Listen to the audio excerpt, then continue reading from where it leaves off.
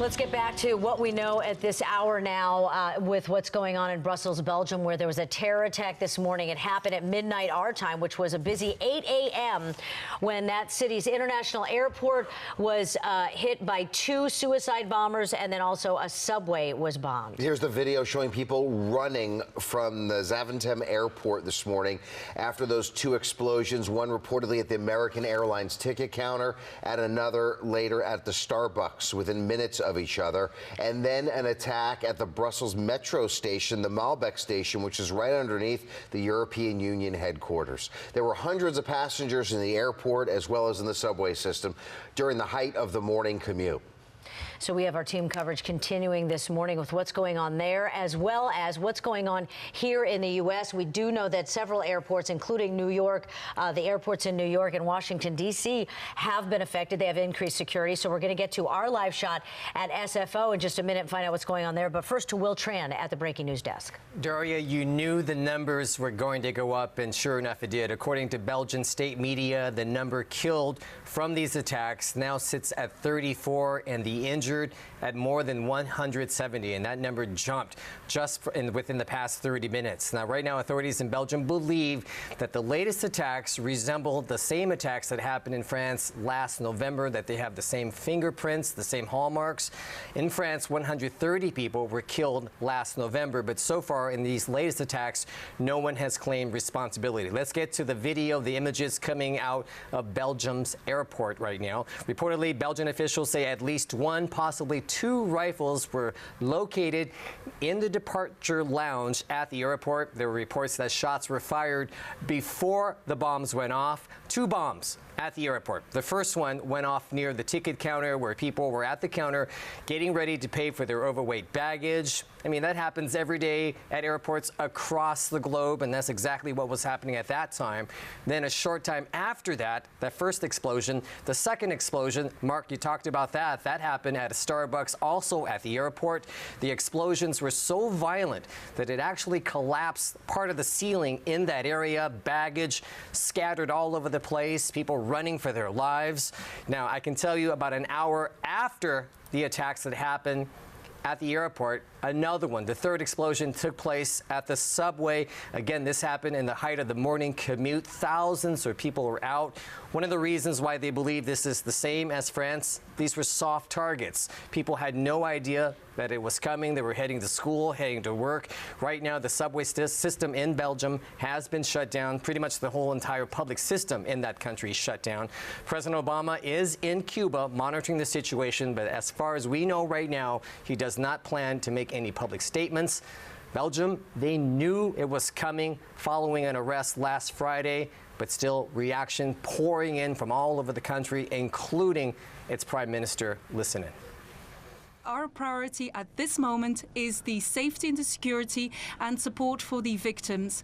Otherwise, there is an investigation ongoing, and hopefully with this investigation we can create clarity.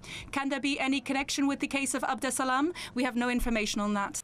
You heard the translator talk about Abdeslam. Here's his picture. His name is Salah Abdeslam, to be as a matter of fact. He was captured in a dramatic raid last week. Reportedly, he does not deny his presence in France when those terrorist attacks happened. He is fighting extradition back to France for those attacks. Right now, Belgium, the whole world is reacting. Again, we're monitoring that situation, and also I'm paying close attention to President Obama. He has so far has not made any public comments, but when he does, if he does, we'll carry it for you live when it happens. Back to you guys. All right, thank you, Will. We want to go live to KRON 4's Jackie Sissels. We're seeing heightened security at many airports. Let's check in what he has to say with passengers as well. He's getting updates from them at the airport in reaction. Jackie? That's right, Mark. We have been in contact with the duty manager here at San Francisco International Airport, and they say right now they haven't changed any of their security measures or their alert status. But I can tell you firsthand that there is a heightened sense of police presence here. You can see this vehicle parked here.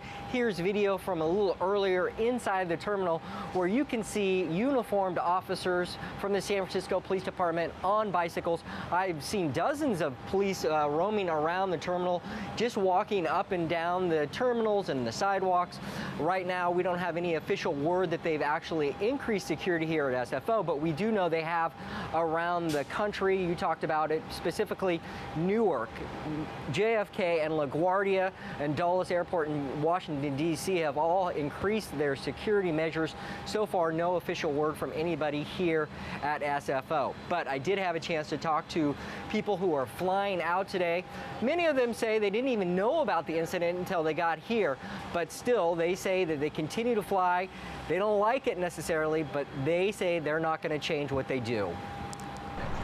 I don't do anything different because I don't have any other choice, or nobody else has any other choice. We have to live our life, the way it is, and that's how it is. They do their attack, and we have to go on to our own life. So you don't change anything? I don't change anything. I'm more, I'm looking around to make sure, that I don't see anything suspicious, but I can't do anything about it.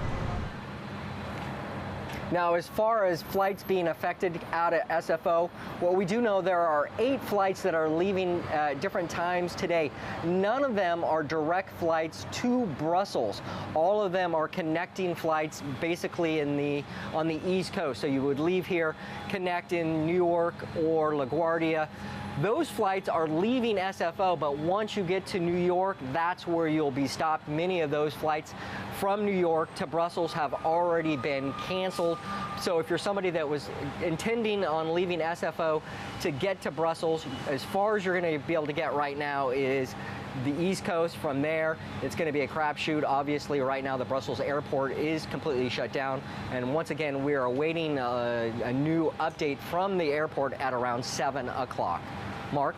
All right, thank you, Jackie. And we sent out a official alert at 3:19 this morning telling you about the terror attacks in Brussels. If you have the KRON 4 mobile app, you can get the latest breaking news alerts anytime, anywhere. It's a free download for iPhone and Android. And we'll be here on air through 10 o'clock with the latest on what's happening with the attacks and the latest information that continues to pour in from Brussels. And let's get back to other big news that we are following this morning around the Bay Area. It's been more than 2 years since Jahi McMath was declared brain dead. Remember that she was a patient in Oakland who fell into a coma. Well, this morning, her mother says she's improving. We have a new picture of Jahi that was posted on social media. She was declared brain dead in 2013 after surgery at Children's Hospital Oakland. Her family has kept her on life support, though, now in New Jersey. KRON 4 spoke with her mother yesterday, and she says her daughter is improving.